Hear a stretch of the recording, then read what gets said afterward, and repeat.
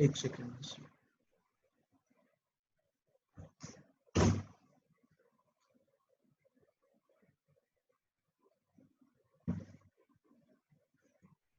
Section 18 है।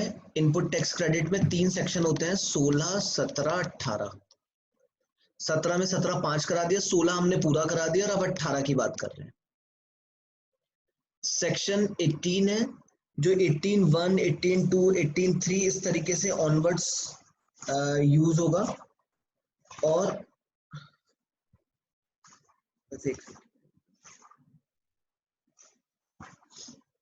तो section 18 ये बात कर रहा है availability of credit in special circumstances.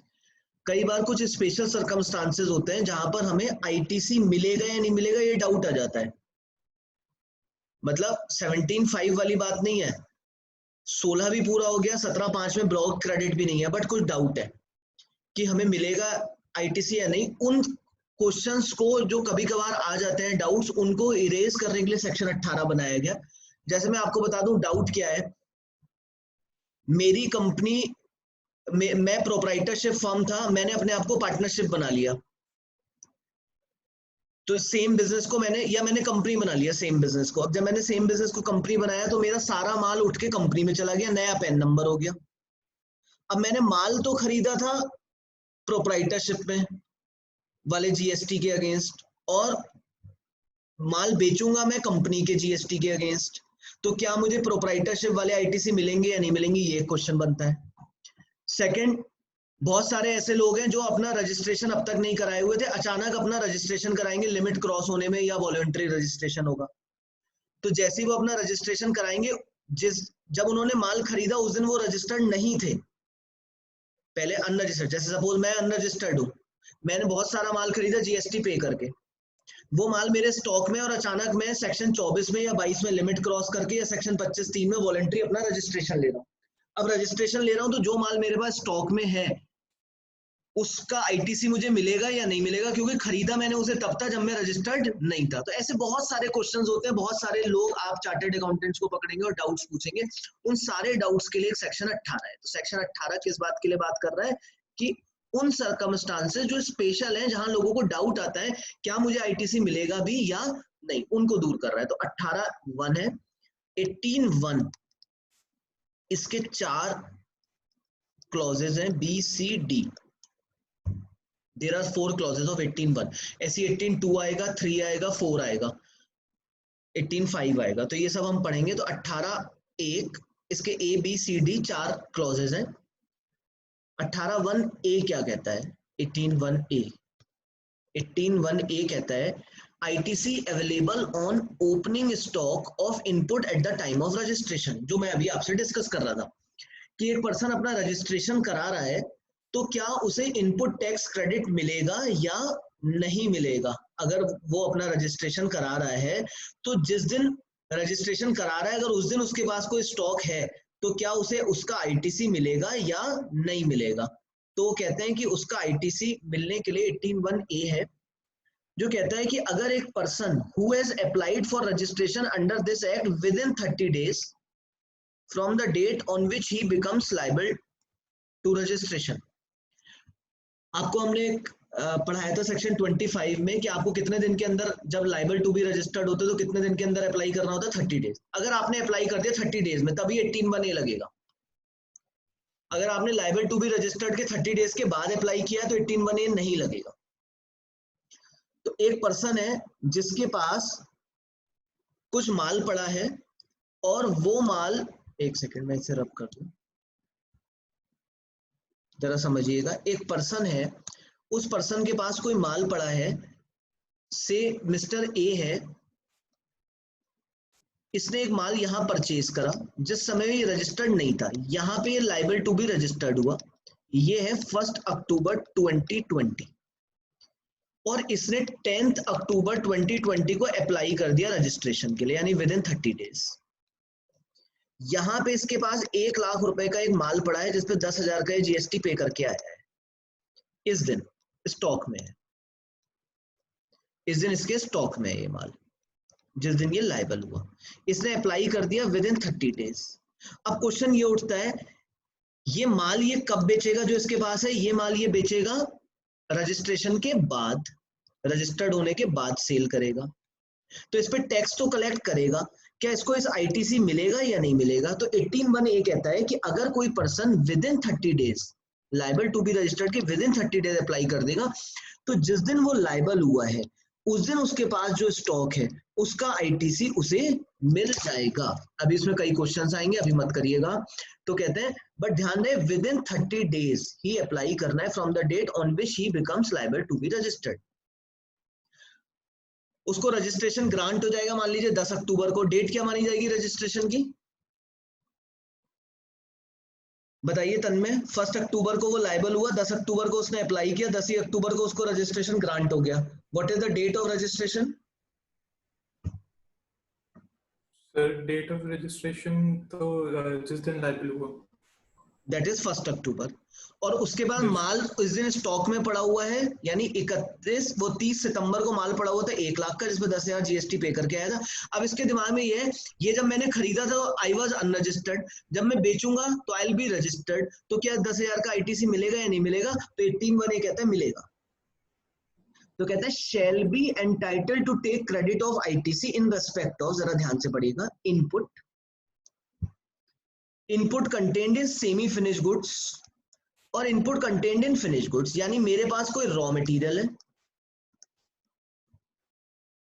मेरे सेमी फिनिश गुड्स के अंदर कोई इनपुट है, या मेरे फिनिश गुड्स के अंदर कोई इनपुट है, या कोई फिनिश गुड्स है, ऐसे मान लीजिए WIP। उस दिन मेरे पास जो भी रॉ मटेरियल है, जो भी WIP है, जो भी फिनिश गुड्स है, इन सबसे रिलेटेड मुझे आईटीसी मिलेगा, but not on capital goods. अगर मैंने कोई इस दिन तक कोई मशीनें भी खरीदी हुई थी, उन मशीनों पे भी मैं आईटीसी देकर आया था, बहुत इंपॉर्टेंट पॉइंट है। तो जब मैं रजिस्टर्ड हो जाऊंगा तो मुझे इन मशीनों का आईटीसी नहीं मिलेगा, सिर्फ मिलेगा जो मेरे पास रॉ मटेरियल है, जो मेरे पास WIP है, जो मेरे पास फिनिश गुड्स।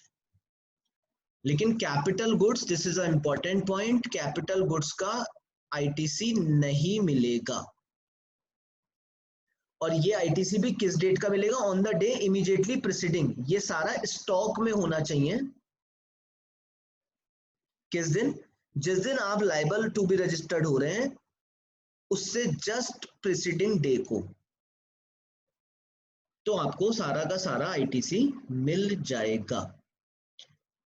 एक क्वेश्चन ये आएगा, बड़ा एक वाजिब क्वेश्चन है, क्वेश्चन ये आएगा, ए ने माल बेचा बी को, बी इज अनरजिस्टर्ड, ए ने इससे टैक्स कलेक्ट करके गवर्नमेंट को जमा कराया से 10,000 रुपए जीएसटी।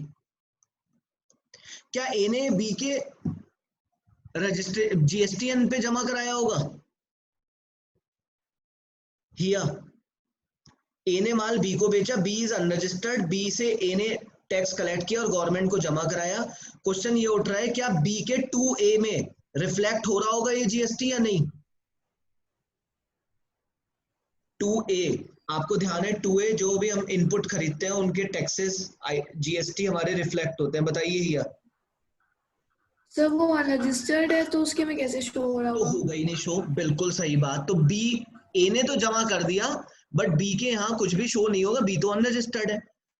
अब बी अचानक 1 अक्टूबर 2020 को लाइबल हो गया रजिस्ट्रेशन के लिए, ये माल अभी भी इसके स्टॉक में है। अब स्टॉक में है तो गवर्नमेंट कहती है अगर आप यहाँ 30 डेज में अप्लाई कर दोगे तो 18(1)A के अकॉर्डिंग आपको इसका आईटीसी मिल जाएगा।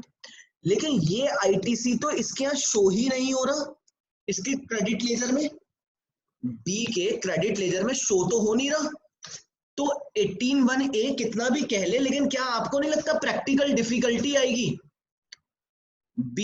बी अपना जब माल बेचेगा तो आउटपुट टैक्स के अगेंस्ट इनपुट टैक्स एडजस्ट करेगा, और इनपुट टैक्स कहाँ आएगा? उसके क्रेडिट लेजर में, और क्रेडिट लेजर में कुछ आएगा ही नहीं क्योंकि ए ने तो उसके क्रेडिट लेजर में यानी उसके जीएसटीएन को शो किया ही नहीं था। तो क्या 18(1)A इजीली अप्लाई हो जाएगा? जरा मुझे बताइए अनुष्का।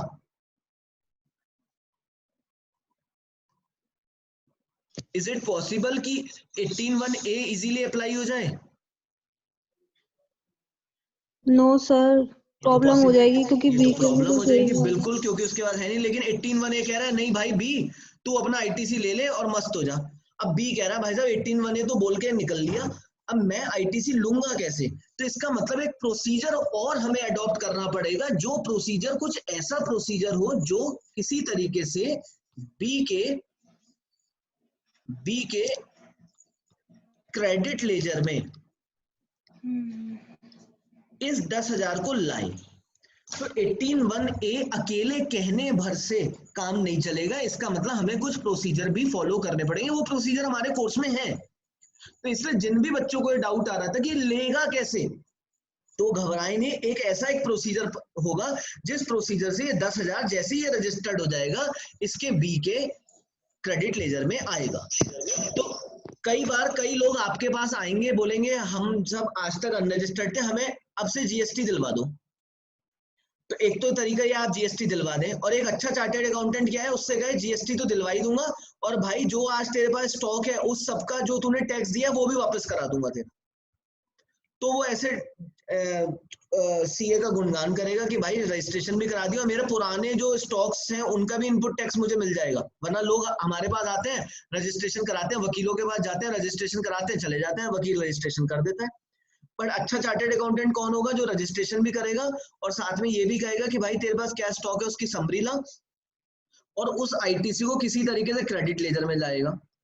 ये बात तय है कि चार्टर्ड अकाउंटेंट कभी भी फ्री में काम नहीं करेगा, धर्मार्थ में काम नहीं करेगा, लेकिन कुल मिला के बी को फायदा तो देगा अपनी एक फीस लेने के बाद। तो वो प्रोसीजर भी हम पढ़ेंगे। तो अभी अगर वो डाउट आ रहा है तो उसको छोड़िए। यानी प्लीज इसमें इंपॉर्टेंट पॉइंट ये है कि कैपिटल गुड्स के अगेंस्ट नहीं मिलेगा, जो भी मशीनें अनरजिस्टर्ड टाइम में खरीदी थी उनसे कोई मतलब नहीं है। और इंपॉर्टेंट पॉइंट क्या है 18(1) का, 30 डेज के अंदर अप्लाई करना है, 30 डेज के बाद अप्लाई किया तो नहीं चलेगा। Is there any doubt in 18(1)? नहीं है तो आगे चलता हूं। ऋषभ कोई डाउट है? नहीं सर, क्लियर है। क्लियर है, हाँ। यस तन्मय। नहीं है, ठीक है। आगे मेरी वॉइस क्लियर आ रही है? क्योंकि इंटरनेट कनेक्शन अनस्टेबल दिखा रहा है। आ रहा है ना? क्लियर आ रही है ना आवाज? सो बीच बीच में अटक रही है, थोड़ा अटक रही है। हाँ जी सर। एक सेकंड रुकिए, एक ट्राई और लेते हैं, 1 मिनट रुकिए जरा। इंटरनेट हमने चेंज किया है।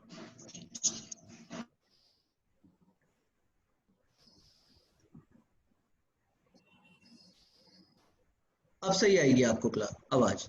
अब देखते हैं। Now ITC available on voluntary registration. अगर आप अपना वॉलंटरी रजिस्ट्रेशन करा रहे हैं, वॉलंटरी रजिस्ट्रेशन कराते हैं हम 25(3) में, 22 में लिमिट क्रॉस होने पे कराता हूँ, 23 में कराता ही नहीं हूँ, 24 में कंपलसरी कराता हूँ, और 25(3) में मेरा मन करा तो रजिस्ट्रेशन कराऊंगा। तो यहाँ लाइबल टू बी रजिस्टर्ड वाली तो कोई बात ही नहीं है ना, विद इन 30 डेज वाली कोई बात है।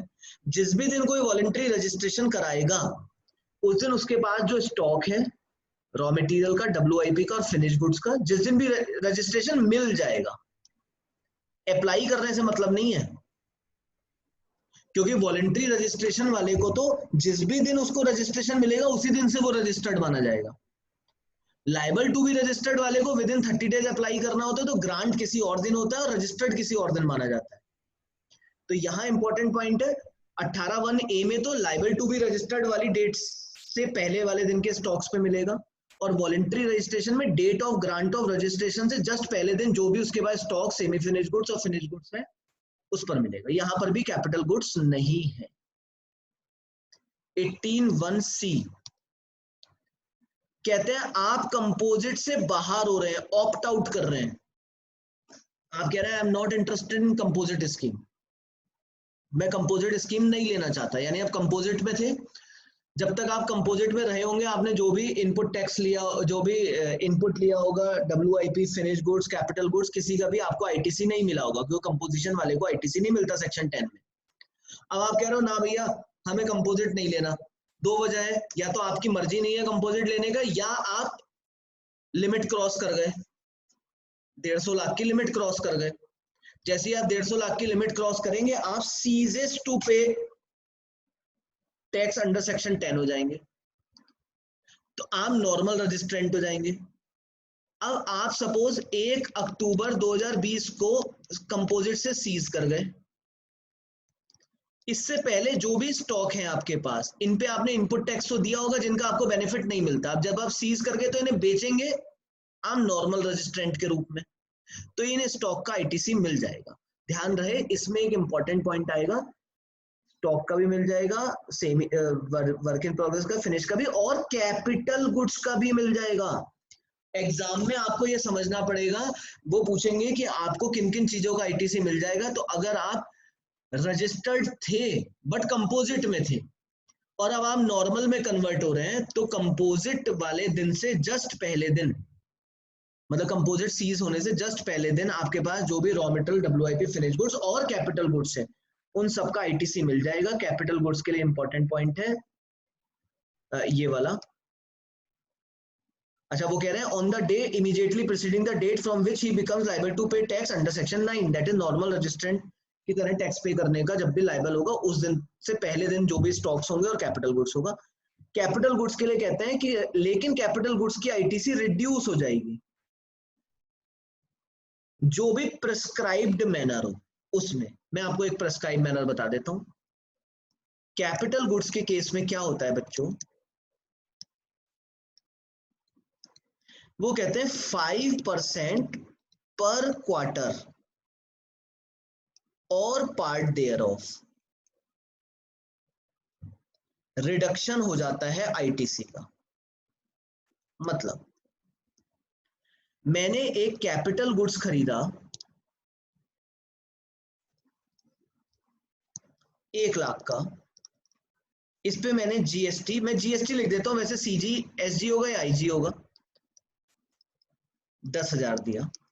ये एक 10 का मैं खरीद के आया और मैं इस दिन तक कंपोजिट था। ये मैंने खरीदा 10th अप्रैल 10th मई 2019 को, और मैं क्या था, कंपोजिट डीलर था। 1 अक्टूबर या आप समझिए 18 सितंबर 2019 को मैं सीज कर गया कंपोजिट से। ये कैपिटल गुड्स मेरे पास है, क्योंकि कैपिटल गुड्स तो आपके पास हमेशा ही रहेगा। स्टॉक्स तो एक बार को हो सकता है रॉ मटेरियल वगैरह की बिक जाए, लेकिन कैपिटल गुड्स तो रहेगा। आप सीज हो गए। अब वो कहते हैं आप एलिजिबल बताइए कि आप कितना आईटीसी क्लेम कर पाएंगे। तो इस दिन के जो भी आपके पास रॉ मटेरियल है उसका पूरा आईटीसी मिल जाएगा, डब्ल्यूआईपी का पूरा मिल जाएगा, फिनिश गुड्स का पूरा मिल जाएगा। लेकिन कैपिटल गुड्स के लिए कंडीशन लगाई है कि कैपिटल गुड्स का आपको जो ये 10,000 का आईटीसी है ये रिड्यूस होगा 5% पर क्वार्टर। अब जरा आप देखिए, और पार्ट देयर ऑफ, क्वार्टर का मतलब है क्वार्टर एक स्पेसिफाइड होता है। अप्रैल मई जून का एक क्वार्टर है, जुलाई अगस्त सितंबर 3 महीने स्पेसिफाइड, जैसे अप्रैल मई जून एक क्वार्टर है। क्वार्टरली का मतलब होता है कोई से भी 3 महीने, और क्वार्टर का मतलब होता है स्पेसिफाइड। तो आप जरा देखिए अप्रैल मई जून वाले क्वार्टर में ये आपके पास रही मशीन, एक भी दिन रही तो सर ऋषभ को ऐड कर लीजिए, ऋषभ लीव हो गया। ओके ओके ओके, कर लिया।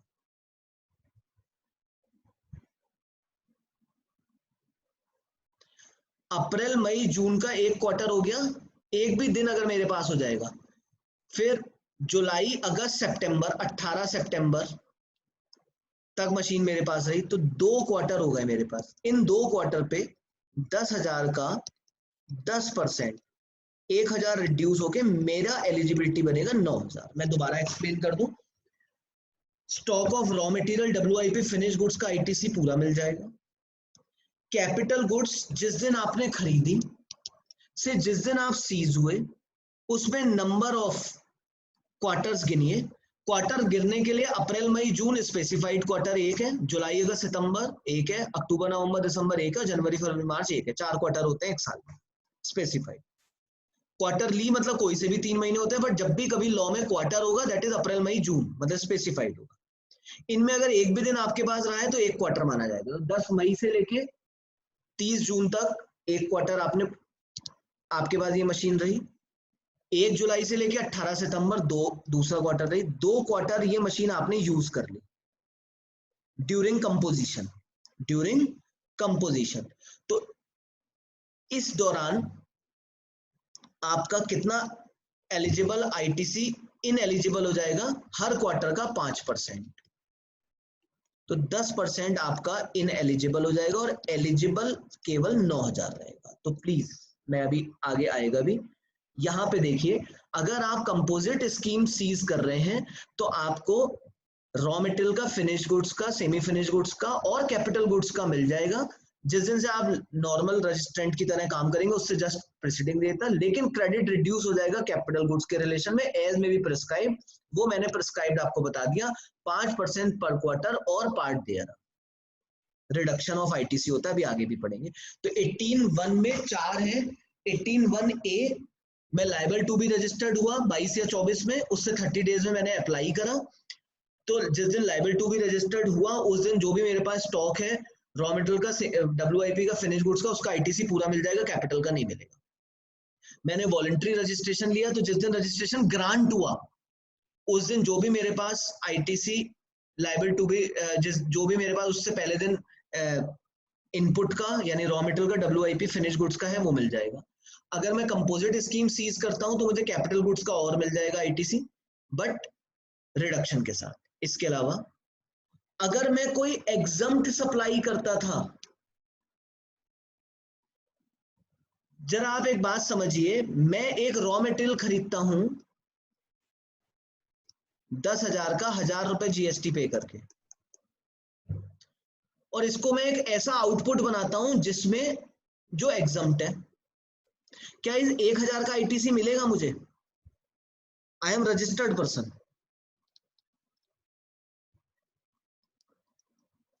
प्लीज जरा मुझे बताइए, अनुष्का मुझे बताइए, मैंने एक रॉ मटेरियल खरीदा, जिस रॉ मटेरियल को मैं किस गुड्स में लगा रहा हूं? एग्जम्प्टेड गुड्स में। एग्जम्प्टेड गुड्स को बेचूंगा मैं 50,000 रुपए का, लेकिन जीएसटी कुछ नहीं मिलेगा। क्या ये आईटीसी मुझे वापस मिल जाएगा या नहीं मिल जाएगा? I am a registered person.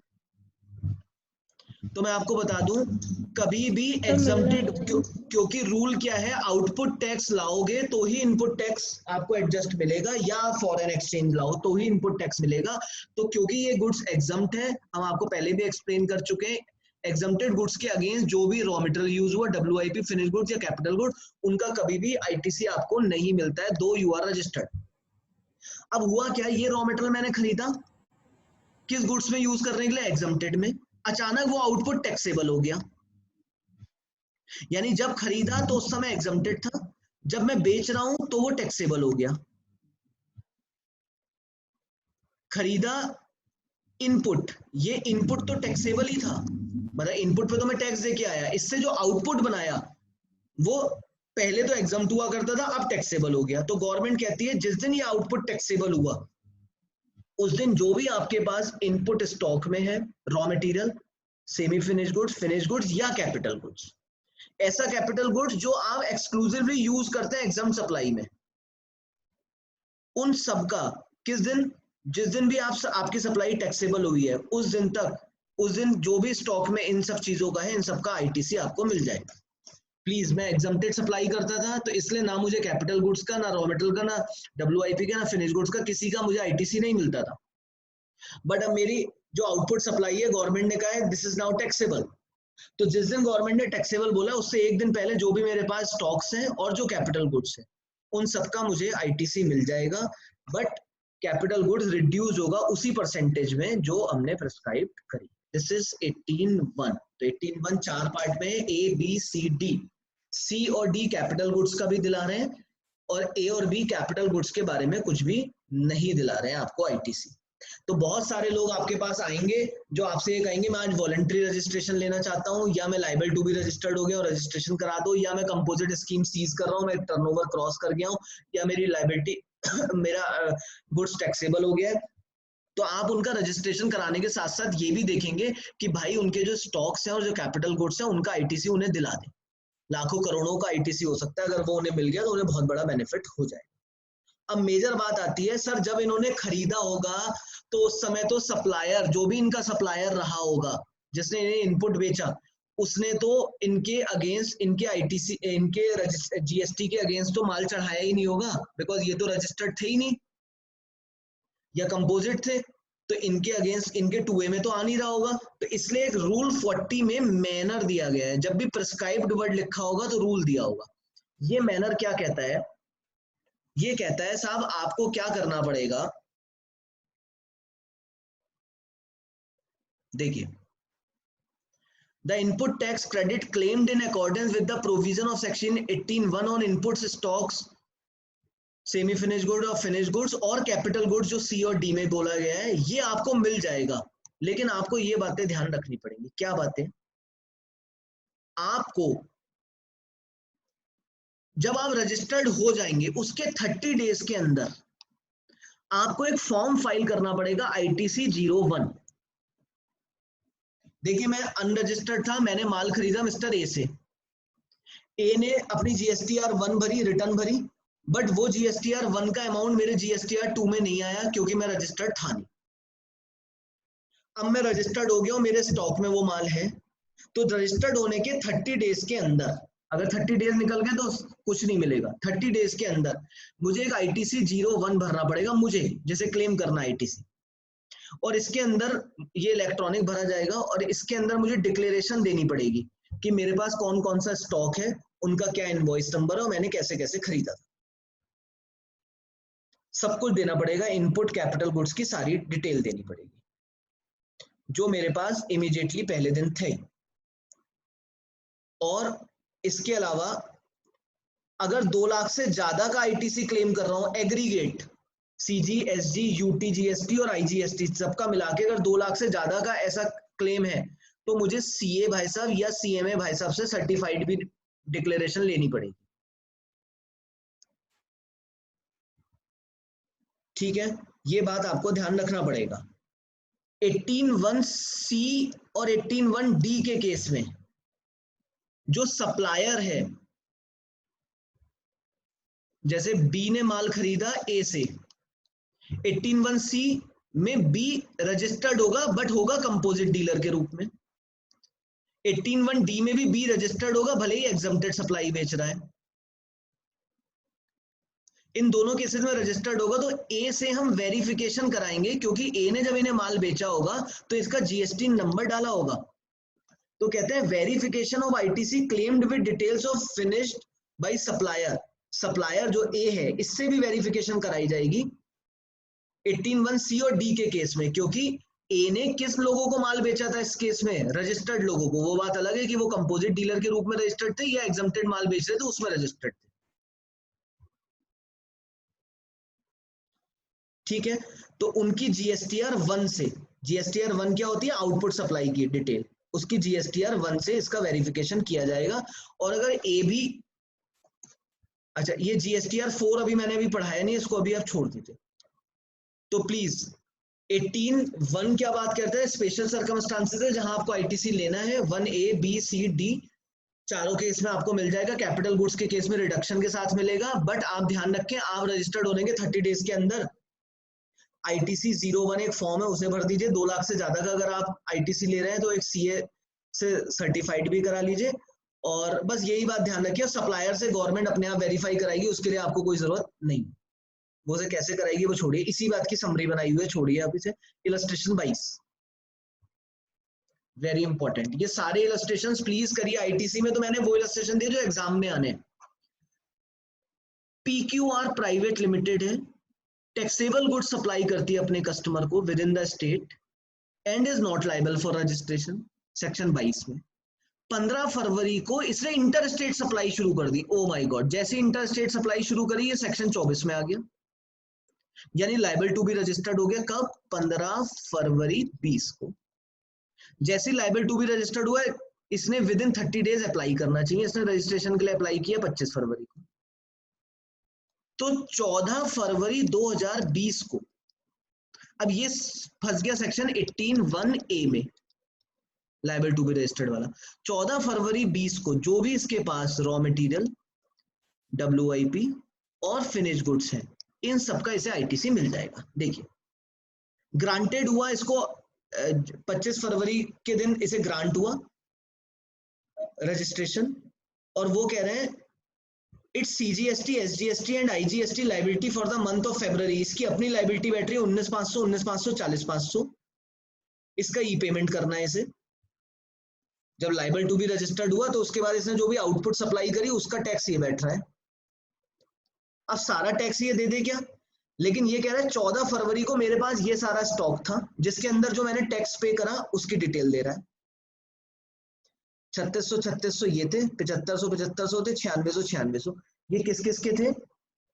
Inputs का स्टॉक का था, सेमी फिनिश्ड WIP के स्टॉक का था और फिनिश गुड्स के स्टॉक का था।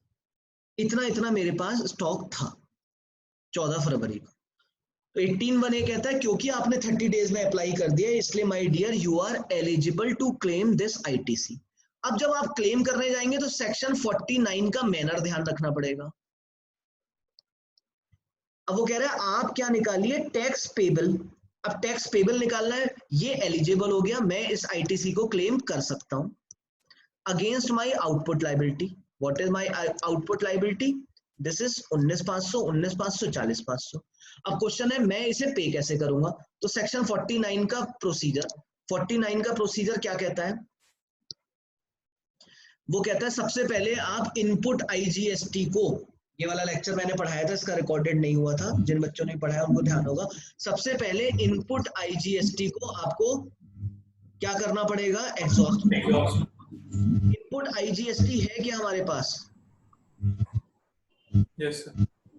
इनपुट IGST नहीं बेटे, CG और नहीं है सर, CGST। तो वो प्रॉब्लम है ही नहीं कि रूल 1 क्या था, IGST एग्जॉस्ट करो, वो है नहीं। फिर क्या था? CGST सबसे पहले किसके अगेंस्ट एडजस्ट करोगे? CG के। टोटल ऑफ CGST कितना है तुम्हारा, जरा मुझे टोटल करके बताओ। 20,700। बहुत सुंदर, 20,700 ये है। आउटपुट टैक्स देख लेते हैं। आउटपुट टैक्स मेरे क्या क्या है, यहाँ मैं सॉल्यूशन दिखा देता हूं ना। आउटपुट टैक्स है मेरे 19,500, 19,500 और 40,500। ठीक है, आप म्यूट कर लीजिए जरा अपने आप को, आवाज आ रही है। अनुष्का ने कर लिया, हिया एंड तन्मय। मैं पूछूंगा तब देखते हैं। 19,500, 19,500, 40,500। CG 20,700 का CG सबसे पहले CG के अगेंस्ट होगा, 19,500 यहां से एडजस्ट हो जाएगा। इसके बाद बैलेंस कितना बचेगा? कुछ नहीं बचेगा, लेकिन CG का अपना बैलेंस बचेगा। CG इनपुट का बैलेंस बचेगा 1,200। फिर SG का इनपुट SG के अगेंस्ट एडजस्ट होगा, फिर SG का बैलेंस भी 1,200 बचेगा। ये 2,400 अब किसके अगेंस्ट होगा? CG के अगेंस्ट एडजस्ट होने के बाद किसके अगेंस्ट एडजस्ट होता है? IG के अगेंस्ट। और SG के अगेंस्ट एडजस्ट होने के बाद किसके अगेंस्ट एडजस्ट होगा? IG के। इसके बाद 38,100 की IGST की लाइबिलिटी हमारी पेबल निकलेगी।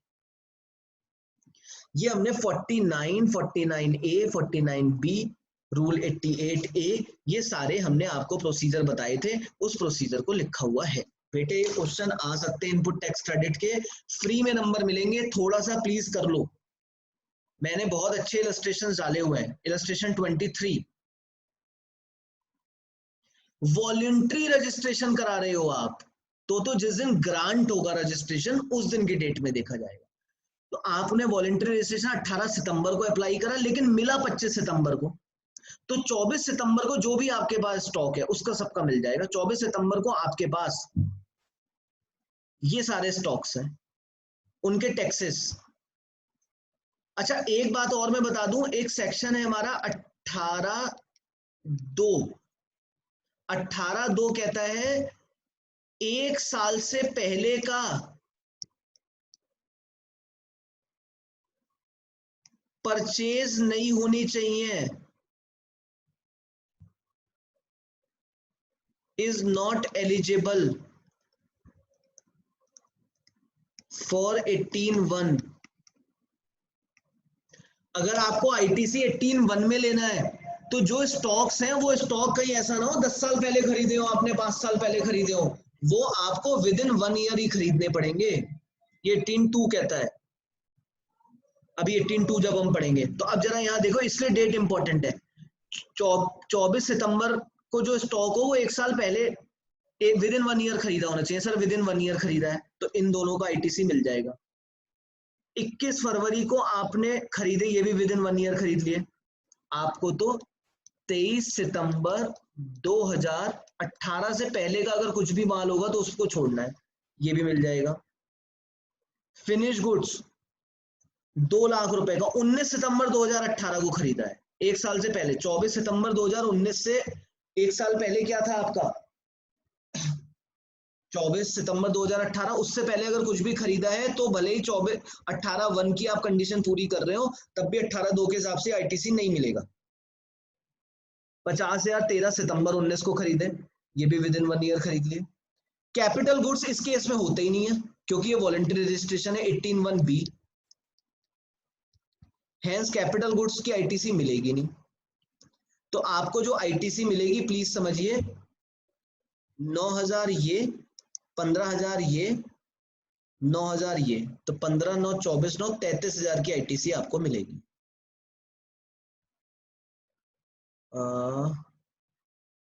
9,000 ये, 15,000 ये और 9,000 ये, मैंने और कौन सा ले लिया, 15, 9, 24, 9, 15, 24 और 9, 33, 12, 12, 24 और 9, 33, वो सीजी और एसजी क्लासीफाई करके ये आपको आईटीसी मिल जाएगा। अभी रीलॉग इन करेंगे एक बार दोबारा।